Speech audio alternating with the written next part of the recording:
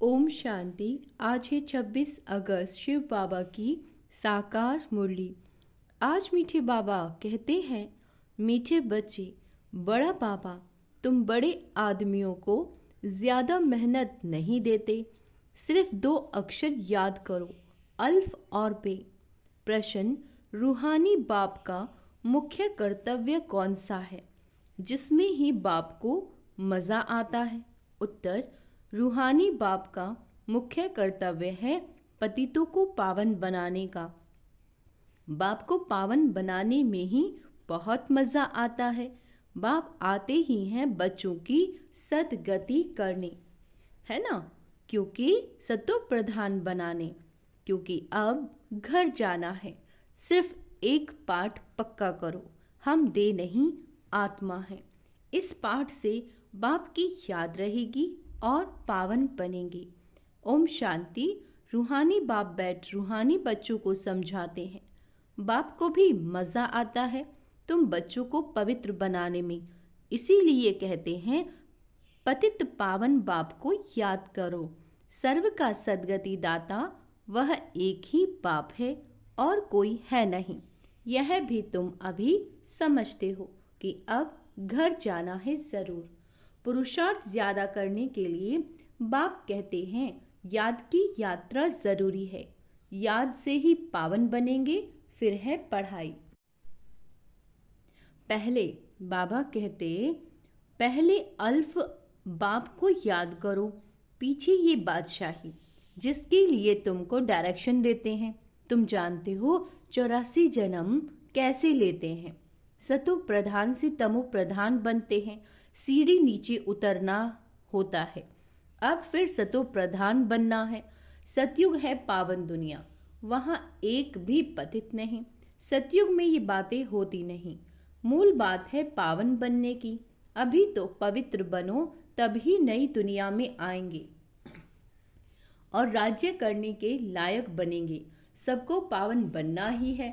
सबको पावन बनना ही है। वहाँ पतित होते ही नहीं। जो अभी सतो प्रधान बनने का पुरुषार्थ करते, वही पावन दुनिया के मालिक बनेंगे। मूल बात एक ही है, बाप को याद करने से सतो प्रधान बनना। बाप कोई ज्यादा मेहनत नहीं देते, सिर्फ कहते हैं अपने को आत्मा समझो। बार बार कहते हैं, पहले ये पाठ पक्का करो, हम देह नहीं, हम आत्मा है बस। बड़े आदमी जायज़ती नहीं पढ़ते, 2 अक्षर में ही सुना देते हैं। बड़े आदमी को तकलीफ नहीं दी जाती। तुम जानते हो, सतो प्रधान से तमो प्रधान बनने में कितने जन्म लगे? 63 जन्म नहीं कहेंगे, 84 जन्म लगे। ये तो निश्चय है ना, हम सतो प्रधान थे, स्वर्गवासी अर्थात सुख धाम के मालिक थे। सुख धाम था जिसको ही आदि सनातन देवी देवता धर्म कहा जाता है। बाबा कहते थे वह भी मनुष्य, सिर्फ दैवी गुण वाले थे। इस समय असुरी गुण वाले मनुष्य। ये तो शास्त्रों में लिख दिया कि असुरों और देवताओं की युद्ध लगी, तब देवताओं का राज्य स्थापन हुआ। यह तो बाप समझाते हैं, तुम पहले असुर थे, बाप ने आकर ब्राह्मण बनाए, ब्राह्मण से देवता बनाने की युक्ति बताई। बाकी असुरों और देवताओं की लड़ाई की तो कोई बात ही नहीं। देवताओं के लिए कहा जाता है, अहिंसा परमो धर्म। देवता कभी लड़ाई थोड़ी ही करते, हिंसा की बात हो ना सके। सतयुग में दैवी राज्य में लड़ाई कहाँ से आई? सतयुग के देवता यहाँ आकर असुरों से लड़ेंगे या असुर वहाँ देवताओं के पास जाके लड़ेंगे? हो नहीं सकता। ये है पुरानी दुनिया, वह है नई दुनिया। फिर लड़ाई कैसे हो सकती है?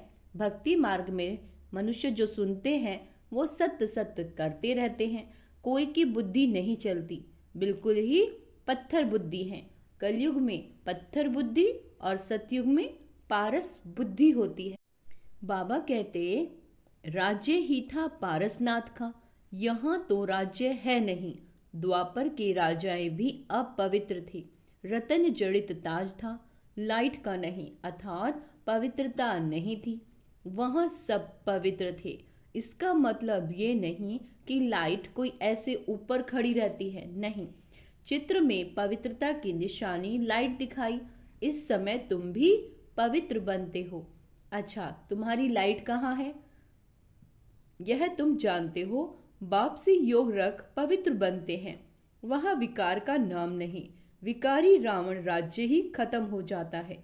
यहाँ रावण दिखाते हैं, ये सिद्ध करने के लिए कि अभी रावण राज्य है। रावण को हर वर्ष जलाते हैं, परंतु जलता नहीं, तुम उन पर विजय पाते हो। फिर ये रावण होगा ही नहीं। तुम हो अहिंसक, तुम्हारी विजय योग बल से होती है। याद की यात्रा से तुम्हारे जन्म जन्मांतर के सब विकर्म विनाश होने हैं। जन्म जन्मांतर अर्थात कब से, विकर्म कब शुरू होते हैं? पहले पहले तो तुम आदि सनातन देवी देवता धर्म वाले ही आए हो। सूर्यवंशी फिर चंद्रवंशी में दो कला कम हो जाती है, फिर आहिस्ते आहिस्ते कला कम होती जाती है। अब मूल बात है बाप को याद कर सतु प्रधान बनना। जो कल्प पहले सतु प्रधान बने थे वही बनेंगे, आते रहेंगे। नंबर वार तो होते हैं, फिर ड्रामा अनुसार जब आएंगे तो भी नंबर वार ऐसे ही आएंगे, आकर जन्म लेंगे। ड्रामा कितना विचित्र बना हुआ है, इसको जानने के लिए भी समझ चाहिए। जैसे तुम नीचे उतरे हो, अब फिर चढ़ना है, नंबर वार ही पास होंगे, फिर नंबर वार नीचे आएंगे। तुम्हारी एम ऑब्जेक्ट है सतु प्रधान बनने की। सब तो फुल पास नहीं होते, 100 मार्क्स से भी फिर कम कम होते जाते हैं, इसीलिए बहुत पुरुषार्थ करना है। इस पुरुषार्थ में ही फेल होते हैं। सर्विस करना तो सहज है। म्यूजियम में तुम किस रीति समझाते हो, उससे हर एक की पढ़ाई का मालूम पड़ जाता है। हेड टीचर देखेगा कि ये ठीक नहीं समझाते तो खुद जाकर समझाएंगे। बाबा कहते आकर मदद करेंगे। एक दो गार्ड रखे जाते हैं जो देखते हैं, ये ठीक समझाते हैं। कोई कुछ पूछता है तो मूंझ तो नहीं जाते। बाबा कहते यह भी समझते हैं, सेंटर की सर्विस से प्रदर्शनी की सर्विस अच्छी होती है, प्रदर्शनी से म्यूजियम में अच्छी होती है। म्यूजियम में शो करते हैं अच्छी तरह से, फिर जो देख कर जाते हैं औरों को भी सुनाते रहेंगे। यह तो पिछाड़ी तक चलता रहेगा, पिछाड़ी तक। यह गॉड फादरली वर्ल्ड यूनिवर्सिटी अक्षर अच्छा है, इसमें मनुष्यों का तो नाम ही नहीं। इनका उद्घाटन कौन करता है? बाप ने कहा तुम बड़े आदमी से उद्घाटन कराते हो तो बड़े का नाम सुनकर बहुत आते हैं, एक के पिछाड़ी ढेर आ जाएंगे। इसीलिए बाबा ने दिल्ली में लिखा कि बड़े बड़े आदमियों की जो ओपिनियन है वह छपाओ, तो मनुष्य देखकर कहेंगे इनके पास इतने बड़े बड़े आदमी जाते हैं, यह तो बहुत अच्छा ओपिनियन देते हैं, तो ये छपाना अच्छा है, इसमें और तो कोई जादू बाबा कहते आदि की बात नहीं। इसीलिए बाबा लिखते रहते हैं ओपिनियन का किताब बनाना चाहिए, यहाँ भी बांटना चाहिए। गाया जाता है झूठी काया झूठी माया, इसमें सब आ जाते हैं। बहुत है जो कहते हैं ये रावण राज्य राक्षस राज्य है। पहले तो जिनका राज्य है उनको ख्याल आना चाहिए। कहते हैं हम पतितों को पावन बनाओ। क्या कहते हैं? हम पतितों को पावन बनाओ। तो पतित पने में बाबा कहते सब कुछ आ गया। सब कहते हैं पतित है पतित पावन, तो जरूर पतित ठहरे ना। हमने बाबा कहते तुमने ये चित्र भी राइट बनाया कि पतित पावन परम पिता परमात्मा है। या सब नदी नाले, अमृतसर में भी तालाब है, पानी सारा मैला हो जाता है, उसको वो लोग अमृत का तालाब समझते हैं। बड़े बड़े राजे लोग अमृत समझकर तालाब साफ करते हैं, इसीलिए नाम ही रखा जाता है अमृतसर। अब अमृत तो गंगा जी को भी कहते हैं। पानी इतना गंदा हो जाता है बात मत पूछो। बाबा का इन नदियों आदि में स्नान किया हुआ है, बहुत गंदा पानी होता है, फिर मिट्टी उठाकर लगाते हैं। बाबा अनुभवी है ना, शरीर भी पुराना अनुभवी लिया है, इन जैसा अनुभवी कोई होगा नहीं। बड़े बड़े वाइसराय, किंग आदि से भी मुलाकात करने का अनुभव था।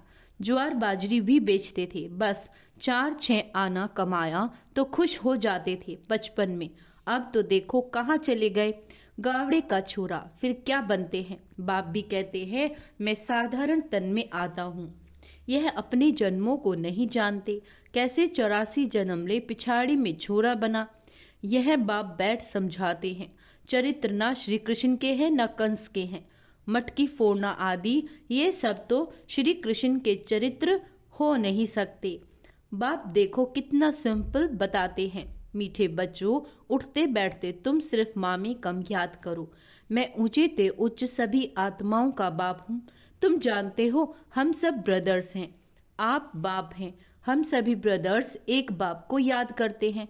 वहाँ तो हे भगवान हे ईश्वर कहते हैं, परंतु जानते कुछ भी नहीं। बाप ने अभी परिचय दिया है। ड्रामा के प्लान अनुसार इसको गीता का युग कहा जाता है, क्योंकि बाप आकर ज्ञान सुनाते हैं जिससे उच्च बनते हो।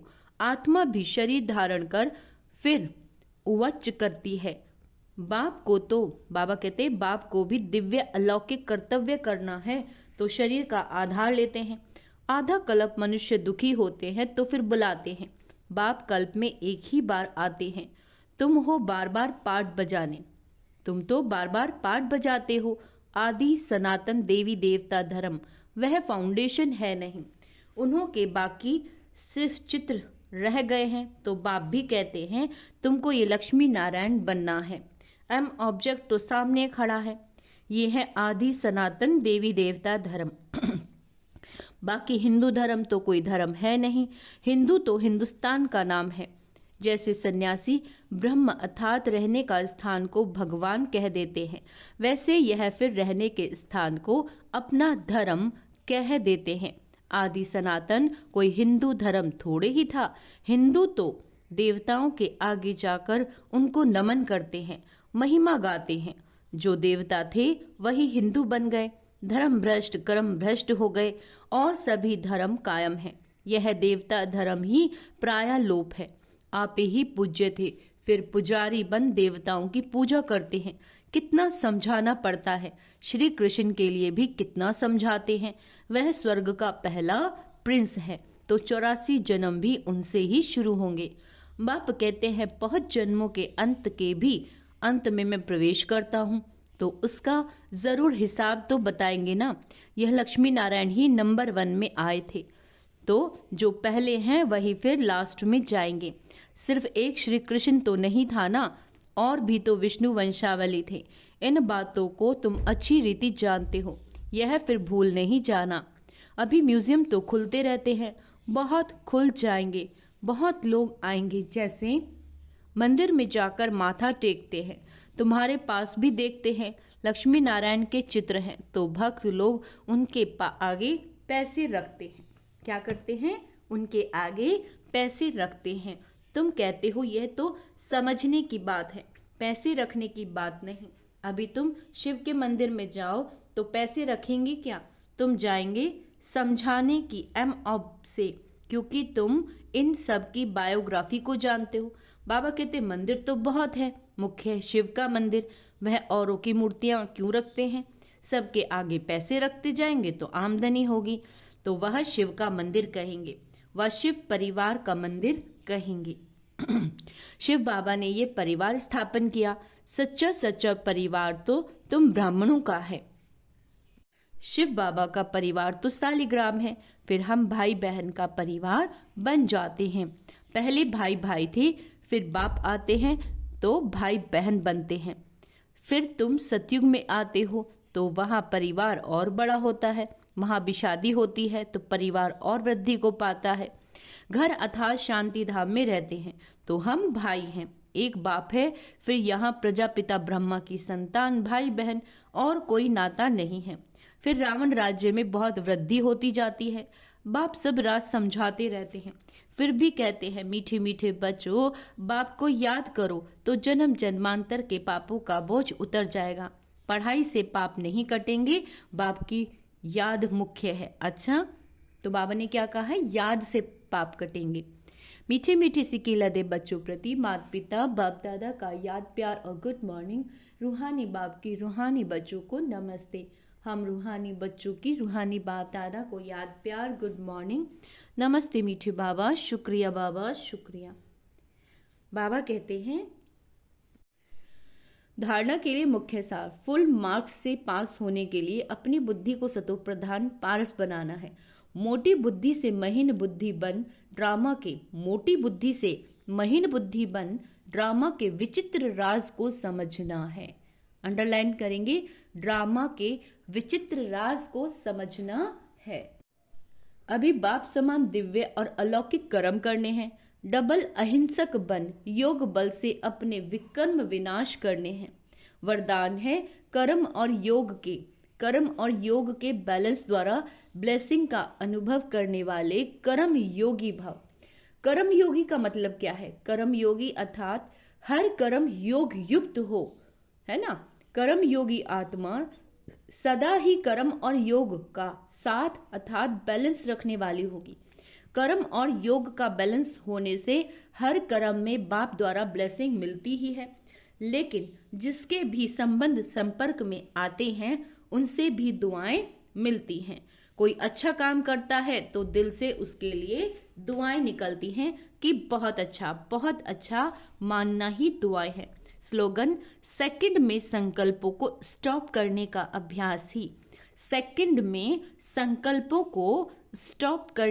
अभ्यास ही कर्मतीत अवस्था को समीप लाएगा। अच्छा, ओम शांति। तो आज का स्वमान अभ्यास करेंगे। मैं कर्म योगी आत्मा हूँ।